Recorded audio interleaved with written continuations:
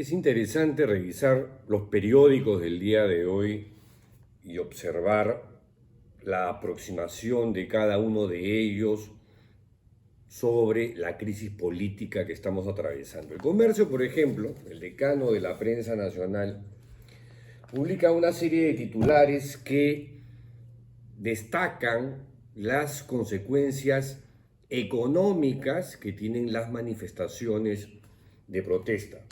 Bloqueos ya generan falta de combustibles y alimentos en regiones.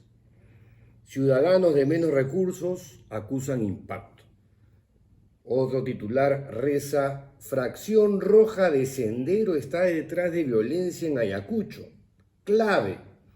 Información revela que usa el Frente de Defensa Regional como fachada y estaría bajo la dirección de la terrorista Elena Iparraguirre. Incertidumbre en el sector turismo. 60% de reservas canceladas para viajar a Machu Picchu en tren, reporta la empresa Inca Rey.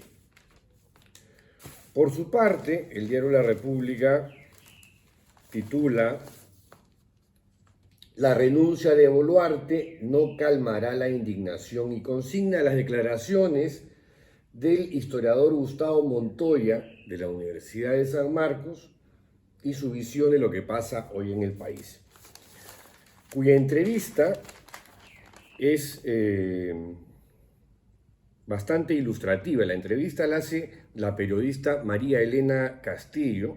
Gustavo Montoya Rivas es historiador, catedrático e investigador de la Universidad Nacional Mayor de San Marcos. Y en esta entrevista que le hace María Elena Castillo, el historiador Montoya comenta, entre otras cosas, que ya es un poco tarde para actuar, porque lo que está ocurriendo es que se está desbordando el altiplano, es lo que dice él. No ha habido un intento de conversar, de entender, de crear las condiciones. Le pregunta María Elena Castillo: ¿ya es muy tarde por los 50 muertos? Sí, responde. Se han desatado fuerzas contenidas. Las reivindicaciones culturales tienen un enorme peso en todo lo que estamos viendo. Tiene que ver el centralismo, la corrupción, que a Lima no le interesa resolver el problema, no tienen ni la capacidad ni la sensibilidad, y esto es un problema estructural, señala.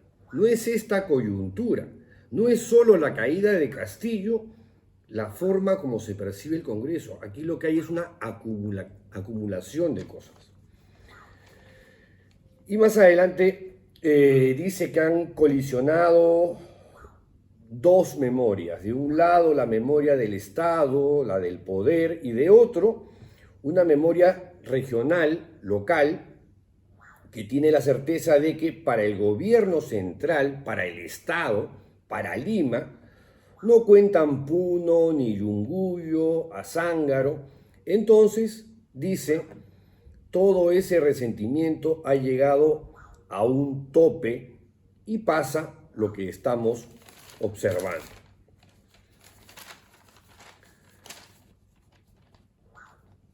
Y luego desliza su impresión personal, que es la de muchos, que aún con la renuncia de la señora Boluarte, los reclamos, las demandas van a tomar otro cariz. Dudo que alguien pueda tener la solución en la mano. Un signo dramático, señala, dramático y nuevo, es que no hay una entidad civil o pública que pueda ser la voz de los que están reclamando, de los que están en camino a Lima. Se trata, dice, de un movimiento social, no están conduciendo esto organizaciones políticas. María Elena Castillo le dice: entonces estamos más divididos. Y responde el historiador de la San Marcos: el Perú es un archipiélago de naciones. Me encantó este concepto. El Perú es un archipiélago de naciones. Lo que está en cuestión en este momento es si el Perú es una república construida de manera más o menos coherente, y eso es lo que estamos contemplando, justo además en el Bicentenario, ¿no? Que el Perú no es un Estado-nación. Y en otros ámbitos, en el diario The Washington Post, en su sección de opinión en español, el escritor Marco Avilés, autor de varias publicaciones, publica un artículo sumamente interesante sobre el tema del racismo en el contexto de la crisis. ¿Cómo sería el Perú si realmente abrazara la diversidad? Y pone un ejemplo que a mí me parece sumamente interesante e ilustrativo, y es que en diciembre del 2022, el entonces presidente del Consejo de Ministros, el señor Pedro Angulo, explicó en un noticiero de ATV las razones de la masacre bajo su responsabilidad en la ciudad andina de Andahuaylas. Según dijo, había personas que traen gente de altura que no habla español. Entonces, cuando el policía les dice algo, no entienden porque están asusados y siguen avanzando, y entonces es cuando se producen las desgracias. ¿Ah? Pedro Angulo. Dice Marco Avilés, el razonamiento de Angulo sintetizaba la política del gobierno de la presidenta Boluarte, empeñada hasta hoy en deshumanizar a la ciudadanía indígena para poder castigarla efectivamente como si fuesen un ganado díscolo, sin derechos, sin humanidad. Por eso, anota Marco Avilés, en lugar de ministros, Boluarte parece haberse rodeado de capataces salidos de las novelas de José María Arguedas. Ella misma, o sea, Boluarte, en una actitud de desprecio público y tras semanas de protestas que piden su renuncia, resondró a la ciudadanía en términos similares a los de su ex ministro Angulo. No se entiende lo que están pidiendo.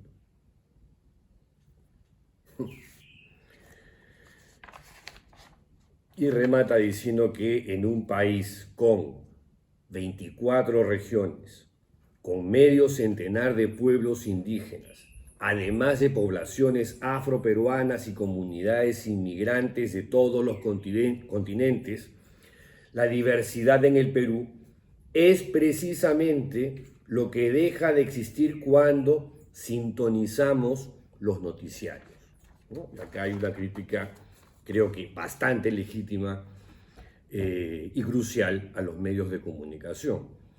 Las y los periodistas parecen incapaces de encarar el racismo cuando lo tienen en las narices. El racismo en el Perú es tan evidente ahora que su impacto se puede contar en número de cadáveres. Hasta el día de mañana, si la tolerancia lo permite. ¡Chao! Hola, ¿ya sabes cómo quieres que se llame tu página web? Si tu respuesta es no, entonces piensa en el nombre que vaya de acuerdo al proyecto que tienes en mente. ¡Ojo! No es necesario que sea un nombre corto, pero sí memorable. Por ejemplo, anapao.p o unos más creativos como yosoy.fit o estar soltera está de .moda. ¿Ves? Las posibilidades son infinitas. Ahora, si tu respuesta es sí, si ya sabes cuál quieres que sea el nombre de tu página web, regístralo una vez en yachay.lat. Tu tienda online, hoy.